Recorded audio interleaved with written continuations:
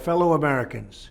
This week I traveled to Nashville, Tennessee to lay a wreath at the grave of Andrew Jackson on the 250th anniversary of his birth. Jackson was an American hero, first as a brilliant general whose crushing defeat of the British at New Orleans saved our independence in the War of 1812, and later as the 7th President of the United States, when he fought to defend the forgotten men and women from the arrogant elite of his day. Does it sound familiar? The memory of his leadership lives on in our people, and his spirit points us to a better future. This week, I also traveled to the Willow Run plant in Michigan. At that facility during the Second World War, the Ford Motor Company built not cars, but entire airplanes. At one point, workers there produced a complete B-24 Liberator every single hour. Hard to believe. Today on that site is a new facility where the cutting-edge cars of the future will be tested. And this week, the old plant was filled once again with thousands of workers and engineers. I was there to share the good news for the American auto industry.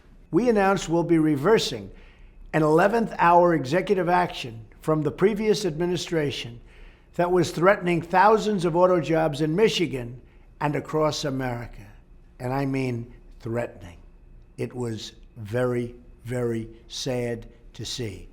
In fact, we are setting up a task force in every federal agency to identify any unnecessary regulation that is hurting American businesses and American jobs.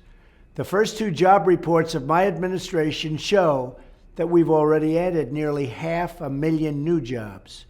The days of economic surrender for the United States are over. For too long, special interests have made money shipping jobs overseas. We need a new economic model. Let's call it the American model. Under this model, we will lower the burden on American business, but in exchange, they must hire and grow America and American jobs. This will be a win-win for our companies and for our workers. Let's buy American and hire American. Let's create jobs in America.